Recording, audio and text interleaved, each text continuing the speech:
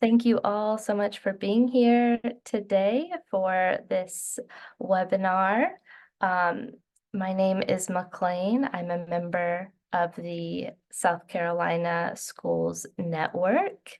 And the mission of the Schools Network is really to identify and promote healthy eating and active living strategies in South Carolina public schools that empower key stakeholders and encourage collaboration among those who are seeking to improve the health and academic achievement of our students. And my name is Erica Ayers, and I'm the Executive Director for the South Carolina Governor's Council on Physical Fitness. And the mission of this Governor's Council is to support the health, well-being, and fitness of all South Carolinians through the advancement of physical activity. And we are working together with the Schools Network to reach both of our missions. An example of this collaboration between the Schools Network and the Governor's Council is this webinar series. The purpose in this webinar series is to enhance the collaboration between schools and communities using the whole school, whole community, whole child model as a framework to support student health.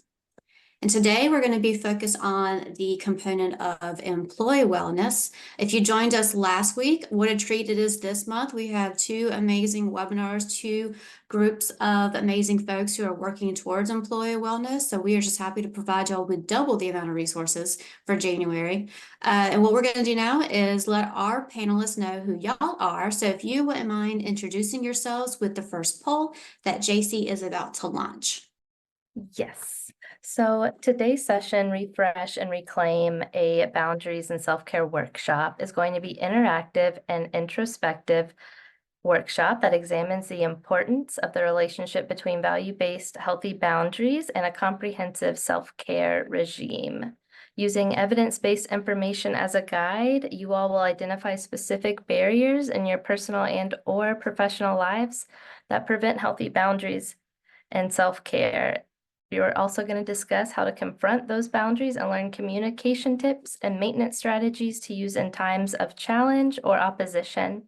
And by the end of this session, you all will be able to identify short-term and long-term concepts and strategies that can help you tailor and improve your mental health. So today's speaker is Judy Raupius, and she is the Ending the Silence Regional Program Coordinator for the Northern Region of South Carolina. Ending the Silence is an umbrella program for teens, and it also is for school staff and parents, and it's about educating about the signs and symptoms of mental health conditions, stigma, healthy coping strategies, and suicide. The program has reached thousands of individuals in South Carolina. Prior to her position with NAMI SC, she worked for NAMI Piedmont Tri-County about educating the community on services that NAMI provided and partnering with other agencies that provide support to individuals living with a mental health condition. She first became involved with NAMI as a volunteer and advocate, as she has a 28-year-old son who lives with anxiety, depression, and autism. And in 2016, Judy was the NAMI South Carolina Volunteer of the Year and was named the Health Professional of the Year by the South Carolina Association for the Advancement of Health Education in 2022. She is also joined by her colleague Denise Chi, who's going to be helping out in the chat. Denise turned to NAMI NYC Metro for help in January 2024, 2 weeks after her daughter Lucy was diagnosed with bipolar disorder and PTSD and depression. As a single immigrant mother at the time, Denise decided to educate herself about her daughter's conditions, particularly since she was finding that the existence of mental illness was often denied in her Caribbean culture. Inspired by what she learned, she soon went back to school to obtain her associate's degree in early childhood education while volunteering at NAMI. And after demonstrating strong leadership skills and passion for helping others in 2008, Denise became the first NAMI Basics teacher. Her commitment to the program led to her hire in January 2010 as NAMI's NYC Metro Family and Basics Coordinator. Denise is also certified support specialist as a state trainer and national trainer for NAMI Basics, NAMI Peer-to-Peer, and NAMI support groups. Denise is also in Our Own Voice, Ending the Silence, and Family and Friends presenter, as well as a teacher for NAMI Basics, NAMI Family to Family, and NAMI Peer to Peer, and MAMI Homefront. I would like to turn it over now to Judy and Denise.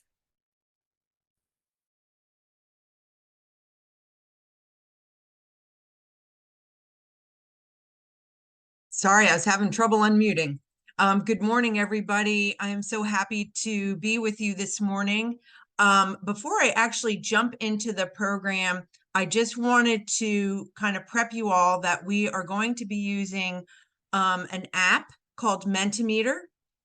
There's two ways that you can access the app. You can either pull up another tab on your computer, or what you can do is actually scan this little QR code that's on the corner of your screen, your left-hand side of your screen, and that will bring you automatically to the presentation, and it will prompt you throughout to answer some questions that I'm going to pose to you. If you do use another tab on your computer, we will get to a screen in a couple of moments that will show you how to log in. I'll prompt you on how to get in. So just wanted to share that with you before we get started. So I am just really glad to be with you today. I don't know what it's like by you, but it's a little bit dreary today. So hopefully that doesn't dampen your mood. But we are going to talk about refresh and reclaim. As McLean said, it is a boundaries and self-care workshop. And this is, for me, a lot of fun to do. I am with NAMI South Carolina, and we came up with a mission statement during the pandemic because we started seeing, folks dealing with different challenges, and we really came to the conclusion that everybody really has mental health and that we all sometimes struggle, but there are tools and coping skills that are available to us to help with anything from stress to, actually living with a mental health condition. So this is where we're going to do our little icebreaker, getting into the app. So if you are using a another tab, on your computer, you're going to actually log in to menti.com, which is at the top of your screen. And then it's going to prompt you for this code, which is 15545700. Denise, would you be able to put that in the chat? I sure can. Thank you. So once you're logged in, I want you to answer this question. What is one word you would use to describe how you're feeling right now? So tell me how you're feeling right now. Content. Excited, happy. Oh, has some good stuff. Oh, somebody's tired. Interested. Relaxed. Blah. Yeah, I can understand feeling blah. Great. Hungry. Yeah, I'll probably be hungry after the end of this, I'm sure. Wonderful. Grateful. Energetic. Comfy. Uneasy. Someone put cold in the chat box, Judy. Oh, yeah. Hopefully it'll Cold. warm up. I think it's going to warm up a little bit later on today. So we were definitely having some really cold weather for us in South Carolina. So sleepy. We have kind of stuff all over the place, right? Indifferent.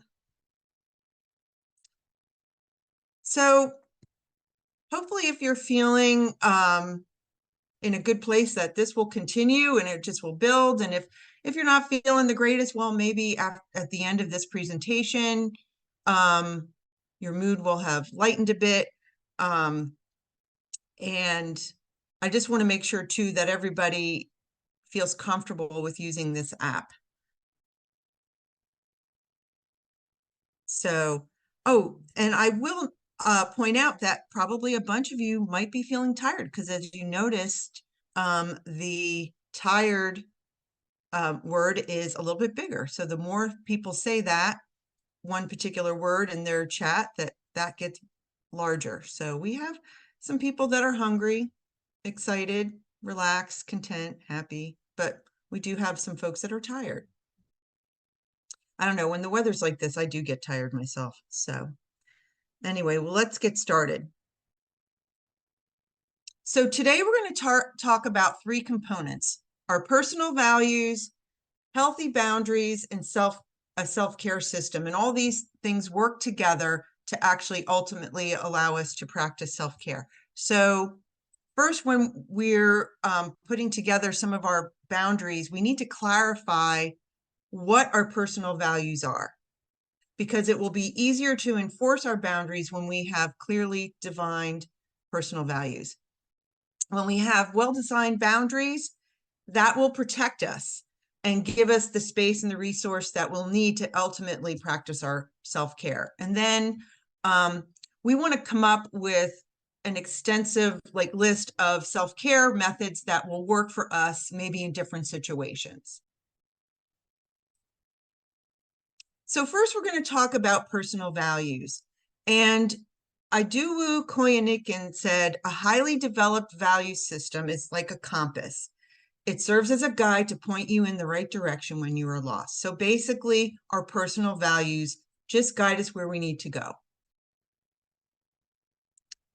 Now, you probably got some information once you signed up for this webinar today, and we're not going to spend a lot of time going over this, but that is something that will allow you to spend more time if you need to dig in about your values. Maybe maybe you're very clear about what your personal values are. I know that when I started this work, I looked at this list of values and I said, I really don't know what mine are. I thought they were all important. So I would suggest that when you get a chance, look at this list and figure out what are my top 2 or 3 values that will help me define some of my boundaries. And if you're like me, I needed a lot of help. I couldn't just look at this list. I had to do the worksheet that's included in your packet. And then I also watched a podcast episode that is referenced in the packet from Brene Brown for more guidance. So I had to do a lot of work. But at the end, I came up with 2 main values: my family, and then also justice. So when I form my boundaries, a lot of times they, coincide with those values for me, those personal values. So I want to get an idea of what you know about boundaries, or how you feel about the boundaries that you have in your life. So if you are using a phone, you're going to use your finger to touch that little button, that little ball on each scale, and then move it across to where you feel you are. And then if you're using a computer, you can just use your mouse, or if you have a touch screen, your finger. So let's see where we're coming out here. And we'll give it a moment because I know there's a bunch of us on here, so it might take a little time for it to adjust.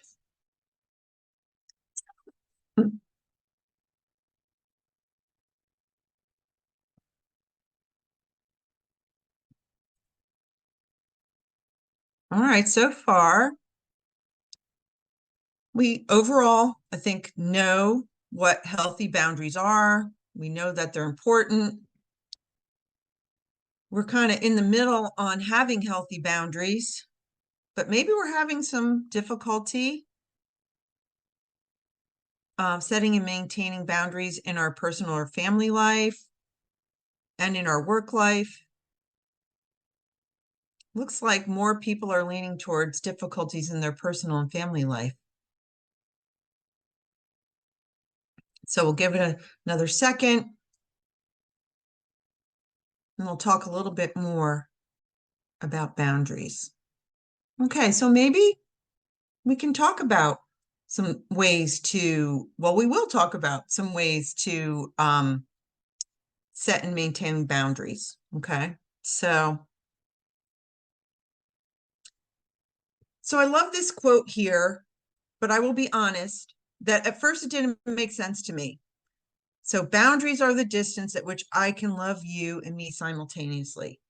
And as I started like doing some of this work, I started to really understand that this is really what boundaries are.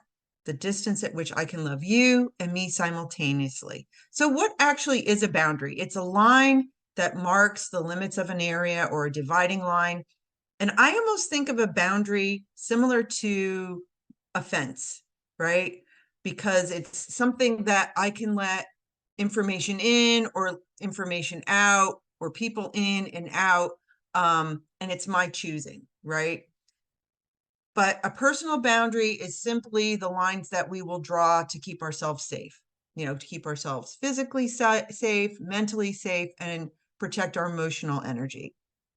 So there are 3 steps to boundary work. We're going to first create a boundary, then we're going to state it, and then we're going to maintain it. And I'm sure it's no surprise when I tell you that the maintenance part is really the hard part of the boundaries work.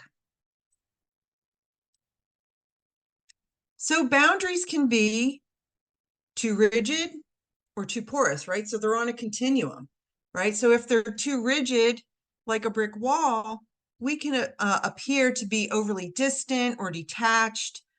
Maybe we will refuse help or we won't ask for help.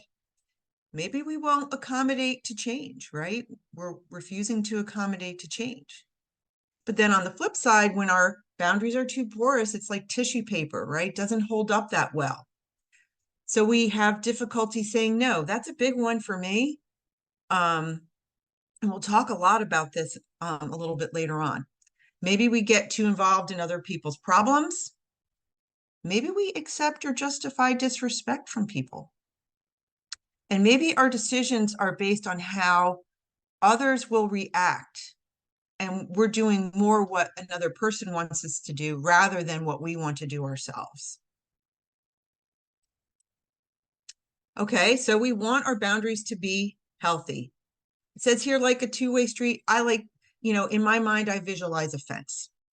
But healthy boundaries are the happy medium, right? Where we will be able to engage with our lives that meet our needs, but also those of others, right? Respecting other people's boundaries, what they look like, asking for help when needed, accepting help when it's offered, saying no when you want or need to. I'm going to say that one again. Saying no when you want or need to. And I'm going to come back to this one in a moment because I'm going to give you an example of a personal situation that I dealt with. Delegating tasks when you're overwhelmed, and then protecting your time and space. So going back a few years ago, I was at a church event, and I will say that this one person, I'll call her Anita, asked in front of the whole group, "Judy, why aren't you on the altar guild?" And I'm not sure if my eyes popped out of my head because I wasn't expecting that question in front of everybody, but that isn't something that I wanted to do. So quickly, after taking a deep breath, I said, well, I decided that once I got off of the vestry, I wasn't going to commit to anything for the next year. And Anita replied, well, that's a great answer. And so here's one thing I want to share. It really didn't matter if that was a great answer to Anita, but it kind of got me off the hook, so to speak. So, but I was glad that I said no to something that I didn't want to do or need to do. And keep this example in your back pocket because I'm going to refer back to it in a little bit. So as I said before, there are 3 steps to boundary work, right? We're going to create it, designing our boundary with our personal values in mind, because when it's tested, hopefully it's going to be a lot easier for us to reinforce. So an example of one boundary could be, I will not make social plans on Sundays because that allows me to have family time. So this could be an excellent boundary for me because my personal value is family. Then the next part is stating the boundary to yourself, but also to others, because nobody is a mind reader, right? I sometimes think that my husband should be a mind reader and he should know what some of my boundaries are. But when you do verbalize your boundary, it can also teach those around you how to do it. So here's a possible one for those of you who are working. I do not answer work calls or emails after 6 p.m.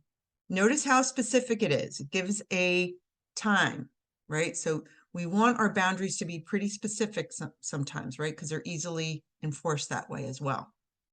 And then the maintenance part, the hard part, because there may be some resistance that you're going to experience when you're trying to create a boundary with somebody.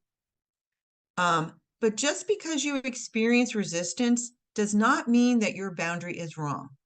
Okay, keep that in mind. So don't worry, we're going to have some tips and some tricks coming up in the next couple slides. So we're going to do Mentimeter again. And I want you to tell me what stops you from setting or maintaining your boundaries.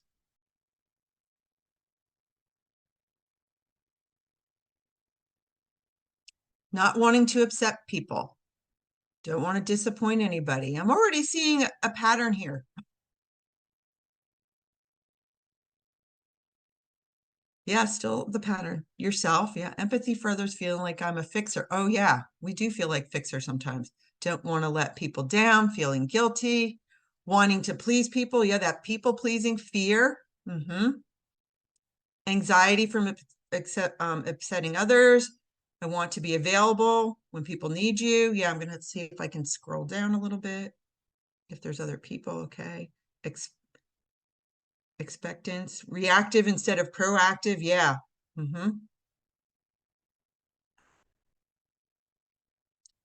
Feel like I can do it all. Yes. Until the moment comes and you realize your limitations. Fear of missing out. Needing to be in control. I'll have to do it later. Yeah. All these are excellent answers. The guilt. That you're supposed to be the one to be there for everybody. Yeah. Excellent answers. So we saw a lot of these common barriers in what folks wrote. Feeling guilty. Sometimes we've been conditioned to put other people's first. Being a people pleaser, we saw that. Fear of being seen as rude or rejecting. Maybe we're afraid of being rejected ourselves. Saw this as well. Feeling like we should be able to do it all, right? Very common barriers. So I want you to ask yourself, can I do anything about this barrier? And this is where I'm going to ask you, excuse me, to think a little bit differently, shift our focus a little bit differently. So our goal is not to stop about seeming rude, right? We don't want to worry about seeming rude. We want to shift the goal to be, my mental health is so important that maybe it's okay that so-and-so, and I'm going to insert Anita, thinks I'm rude for saying no, right?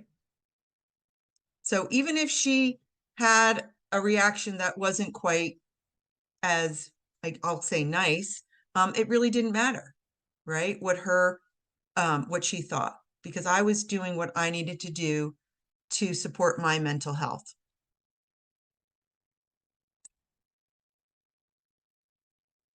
So brainstorm a specific boundary you could set right now that would support your mental health. And so I want you to think very specific.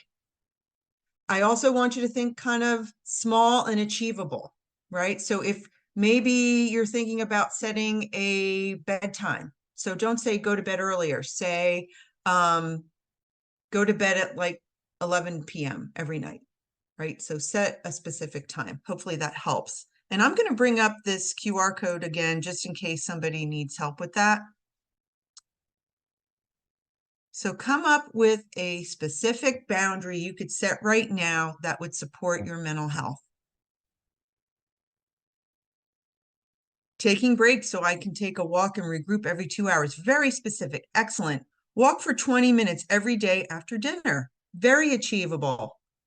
Take an actual way from my, let's see, I have to move this around, from my desk break each workday at 10 o'clock. Yes.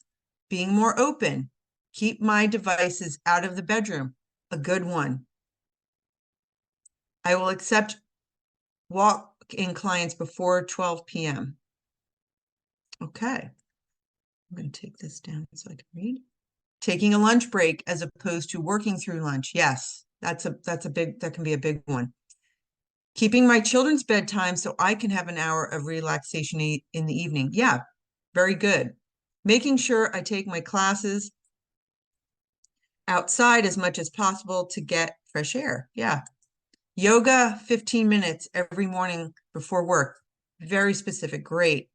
Pause before I jump in to fix family issues, right? Maybe just taking a deep breath, right? Maybe that's your little cue, taking that deep breath. Walk while listening to music for 10 minutes. Phone on do not disturb from 9 p.m. to 7 a.m. These are excellent boundaries here. You agree with the bedtime one. Okay, 11 p.m. it is. I'd be your accountability partner if I could. Let my husband clean the kitchen, even if he forgets the wipe counters. Yeah. Yeah, it's easy for us to do that sometimes, right? They're supposed to do a job, but it doesn't get done. And so we clean up and we do it, right? We don't have to do that.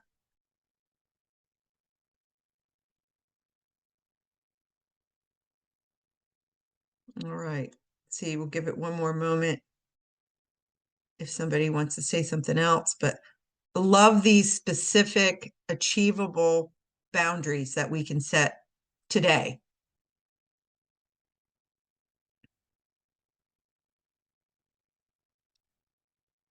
All right, so told you we're going to give you some communication tips. So one of the first communication tips is using I statements. The reason we want to use I statements is because it puts the boundary in terms of our capacity and not somebody else's, right? It's not about them, it's about us. And other people are less likely to get defensive, okay? Not that they won't get defensive, but they're less likely to. They usually start with I feel or I need. So here's a couple of examples. I'm honored you asked me to bake 200 cupcakes, but I do not have time this week, all right? You know, maybe you can say, hey, I can't bake 200 cupcakes, but I could give you $20 to help you buy some. Or maybe I can make a couple of dozen if that helps out.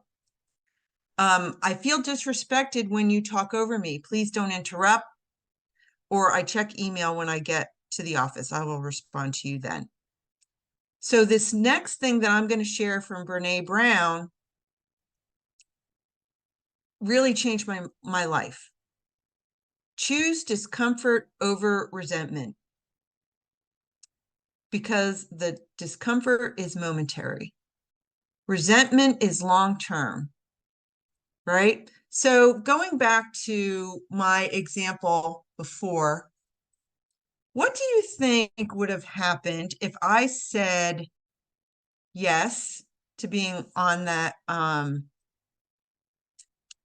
altar guild? You can put your answers in the chat because we don't really have a way to do it. But so what do you think would have happened?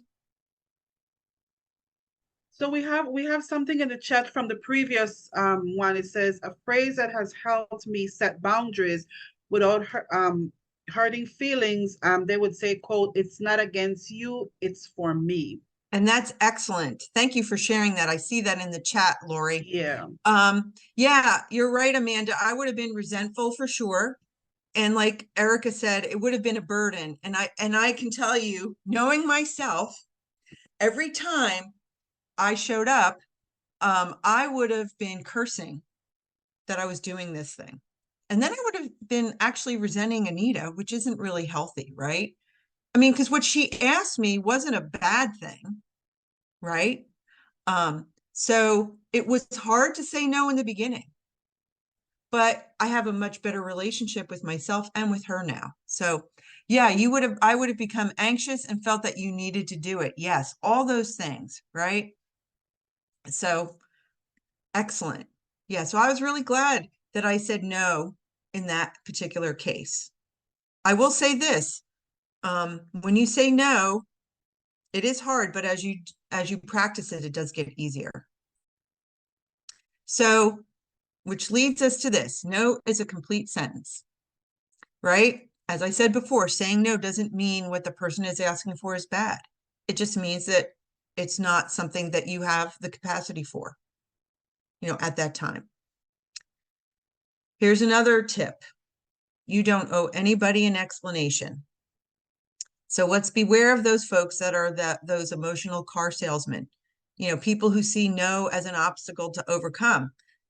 What happens in those situations is then you start to explain yourself, and then that can lead to justification. And then sometimes you end up doing the thing that you didn't want to do. So it's best to keep it simple, right? Just say no, complete sentence. Restate your boundaries calmly when needed. So when you're facing that resistance, people are not sure of this change that you're trying to do, you might have to restate your boundaries and do so calmly, right? I know this is sometimes where I fall down, where I might not say it so calmly, right? So important to be calm when you restate your boundaries. And we also have to listen to others when they're communicating their boundaries and respect them as well, especially our kids. All right, so this is a concept that we like to share during this presentation, because a lot of us folks are juggling lots of things at once, right? So think of every task that you are doing every day as a ball, right? And some balls are glass, right? They're more important. And if we drop them, they're going to shatter and break, and it's hard to pick them up. But other balls are like plastic balls or rubber balls. We can pick them up at a later time. They bounce back up, so we're able to get them. So, but because there's going to be times that we're going to drop those balls, right? So the trick is to figure out which one is a glass one and which one is a rubber or plastic ball. Sometimes you're going to have to drop a plastic family ball to catch a glass work ball. Maybe you have a deadline that you can't miss, right? And then vice versa. Maybe a kid gets sick, right? You got to take care of that, and you have to drop something at work. So it is a juggling act.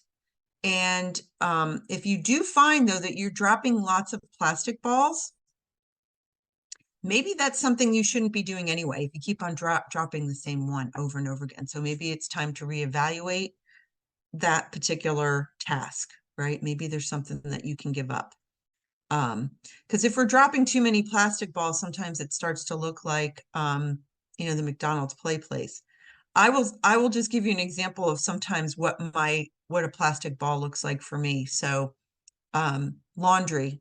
So I do pretty well with, getting the laundry on and sticking it in the dryer, but sometimes that laundry might stay in the dryer for a week. And that's okay, because at the end, maybe I just need to turn the dryer on again to get out the wrinkles, or I can iron it or something like that. So, that's one that I can't really drop too often, but it'll help in a pinch. So boundaries are not about keeping people away. Rather, they are a powerful act of self-care. So now we're going to find out what you think about self-care.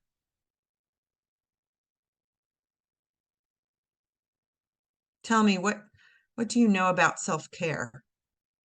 Or how do you feel about it? Do you feel guilty when you take time for yourself? Is it important to you? Do you regularly practice it? Are you getting your 7 to 8? So far, I'm liking that people are getting their sleep.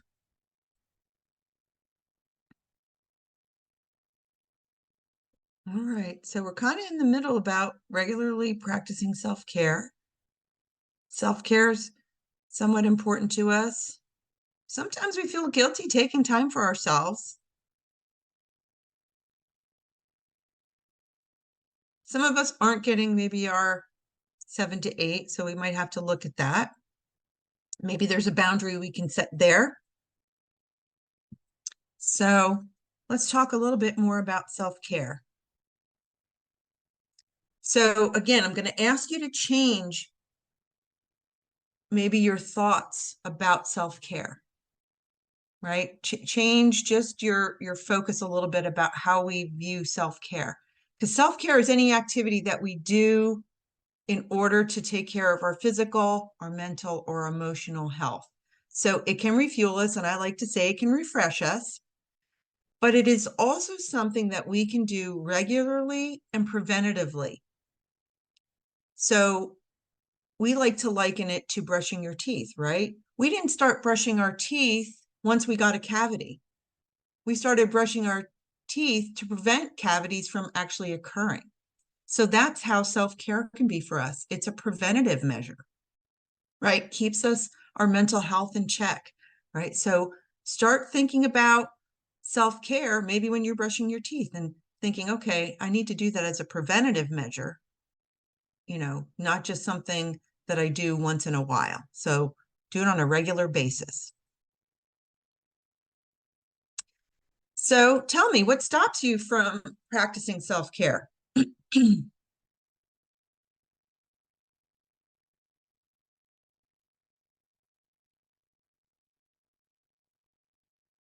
Time. Time, schedule. Yep. Work. Think this is kind of like the time factor. Sometimes you forget responsibilities, right? Guilt, chaotic schedule, too many things to get done in a day, something else takes place and I have to change. Yeah, time, money, busy, poor planning, time putting other people's first. Yeah, obligations, guilt, time spent with the family versus time for yourself. Sometimes we've also talked about self-care as like that oxygen mask on the airplane, right? When you're on an airplane and the stewardess or the flight attendant is talking about if in the event that there's a change in cabin pressure, right? You need to put the oxygen mask on yourself first, right? Because if you don't do that, you might not be able to help anybody because you're going to be passed out, right? So kind of think about that as well. And some people don't know where to start, not taking time to learn what makes you tick and how to best care for yourself. Yeah, so maybe just taking some time to figure out what self-care maybe even looks like for you. Time, too many family responsibilities, right? So we definitely see a theme here with the time, right?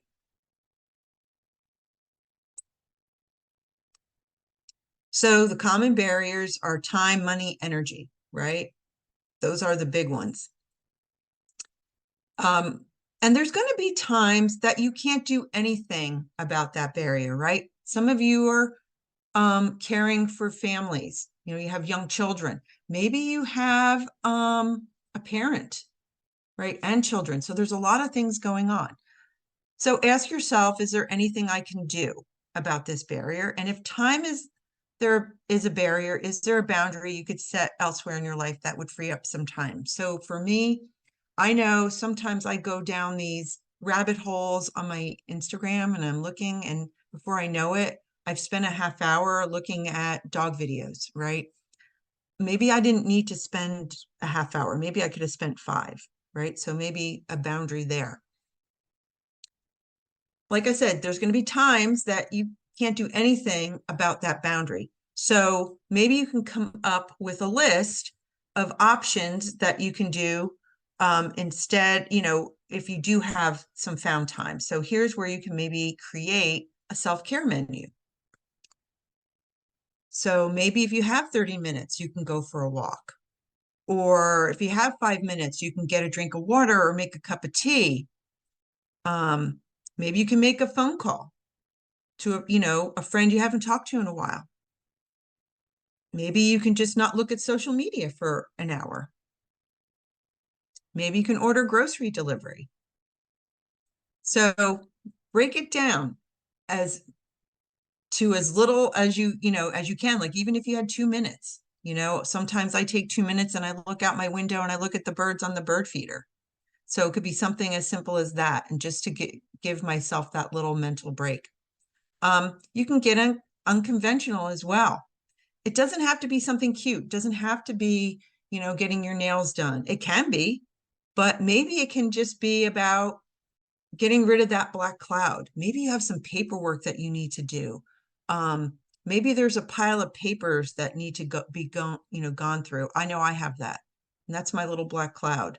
So maybe just getting rid of that can be an act of self-care. And now it's coming upon us with our taxes, right? That's an act of self-care, making sure those get done. Out of the box things like grocery delivery, right? That has changed some people's lives, not having to go to the grocery store, just having their groceries delivered. I will leave you with this one last thing. Make sure that your self-care is actually self-care and not just avoidance, right? So, and only you will know that. If you have a deadline at say like 8 p.m. and at 6 o'clock you decide, oh, I'm going to take a bubble bath now. Maybe that's not self-care, right? Maybe that's not what you need to do at that moment. That could be avoidance. But maybe for some other people, they take that bubble bath and then they're able to bang out what they need to do. That wouldn't be me, but maybe for some people it is. Okay, so what's something you could do for your self-care right now that would support your mental health? Remember, think achievable, pretty specific. We're going to have more success if we can make it very achievable and specific. Make some hot chocolate. Seems pretty achievable to me.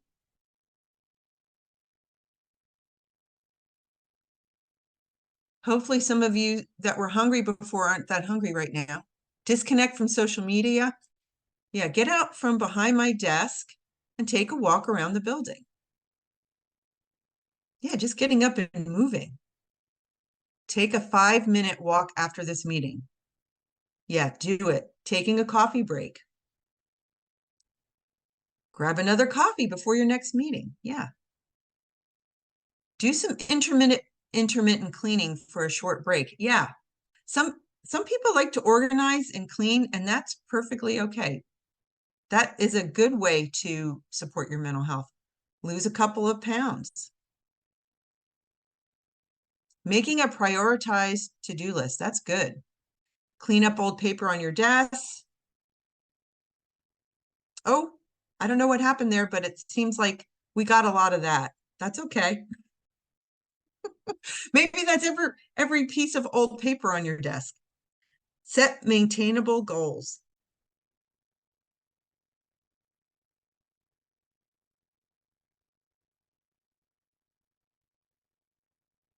Let's see if anybody else has something else to add. Laugh.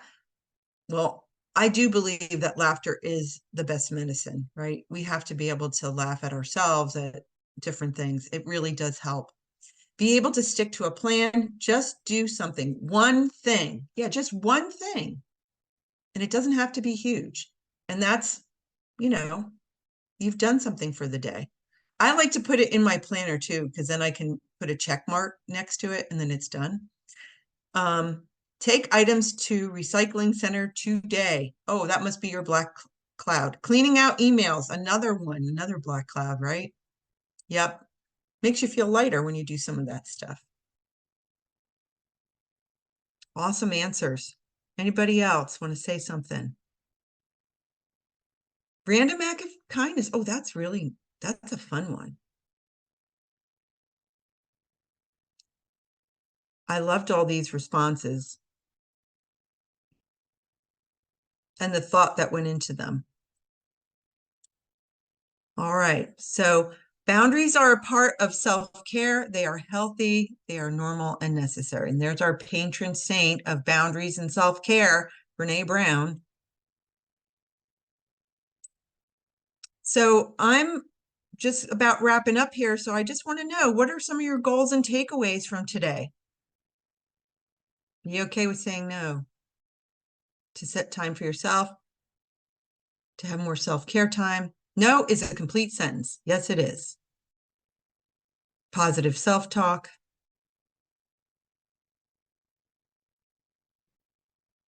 To do self-care daily and not feel bad about it. To remind myself about self-care and have one goal each day. Yeah, excellent. Self-care is important when done at the right time. We do not have to do everything. Boundaries are definitely healthy. Discover your values, right? Set goals for self-care daily.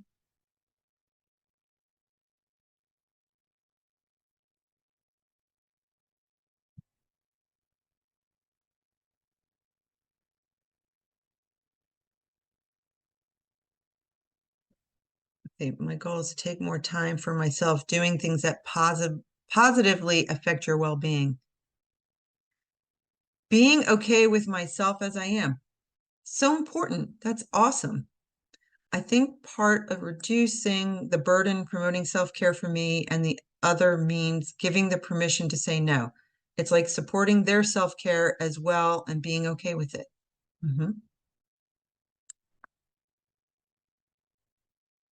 Yeah, caring for yourself is as important as caring for others, right?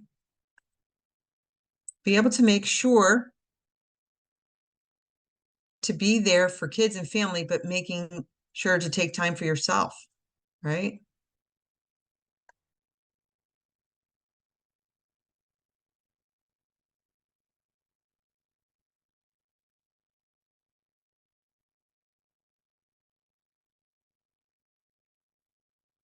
Thank you. I just pulled up the chat a little bit. And thank you, Juanita. I haven't been looking at the chat as much as I probably could have, but self-care is definitely healthy. Yeah. Thank you for your kind words. All right. So it's okay to not always be busy. That is important. Sometimes we kind of think that we need to be busy all the time. We don't have to be. Yeah. And setting daily goals, right? That's important too. Just maybe setting a daily goal. And like I said, it can just be something small and achievable. All right. So I am going to get to our last slide and ask if you are able to fill out of our brief, I can't say that. Fill out our evaluation. That's what I meant to say.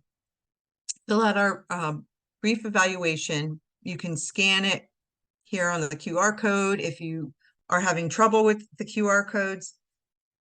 Excuse me, you can actually put in the tiny URL here. That is the NAMI SC refresh eval. And you can put that into a phone or your computer tab. So you can join it a couple ways. But while we're doing that, I just wanted to see if anybody had any questions, if you wanted to put them in the chat, and I'll pull up my chat. So to see if there are any questions that you might have.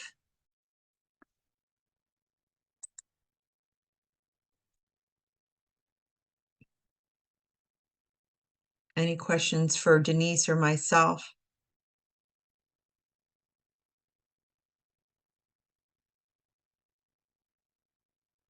I will put in a shameless plug too that we're able to do this presentation for maybe your individual organizations, place of employment, whatever. So we're happy to do these and as well. So I don't see any questions right now. But I want to thank you all for your participation. I apologize for if the QR code did not work. This is actually kind of new using this QR code. I just actually discovered it the other day. And I was very thrilled to find it because it can be an easy way to log in. Erica, did you want to say something before we end up? Yeah, thank you, Judy, and thank you, Denise. Thank you for all this wonderful information y'all shared. Like, I know the first thing I'm going to do is when I take my break from all the things I need to do today is go check out the list of values, because that is a great place to start. And I know that's where I'm going to personally start. So thank you for sharing that resource. The packet was sent to y'all in a previous email with the meeting reminder for today. If you didn't see that, we can resend it with our follow-up to the webinar as well with that follow-up communication. And then in addition, if you want to receive a certificate for today's participation, please check out the our Connecting Communities and Schools survey that JC just put in the chat box. And then Judy, if you wouldn't mind ending your share, I'm going to show folks one more thing. And then like Judy said, please take advantage of Judy and Denise. These resources, like they said, they can bring this to your organization. This is really great information. I think it's really great information for employers to hear, to remind folks of the importance of taking that time for ourselves. So what you see now is our flyer for next month's webinar. It's going to be focused on health education, building bridges, a collaborative partnership between community coalitions and schools. We're going to have Rachel Faubert, who's with Ridgeland School District 1, sharing on the resources that schools can take advantage of to help them be in compliance with Aaron's Law, which is a state law, with the health education curriculum in schools. And then we're also going to hear from Robin Cooper, and she's going to talk about her personal experiences working with health community coalitions, working with school districts to help them meet their vision and mission as it relates to healthy students. So make sure you sign up for those. JC's putting the registration information in the chat box, and you can always go to wholespire.org to register for our upcoming webinars, as well as to check out the recordings for our previous webinars. McLean, anything you would like to add? No, I just appreciate you so much, Judy. This was a fantastic webinar, and I definitely learned some things to take away today. Absolutely, same. So with that, y'all get some time back today.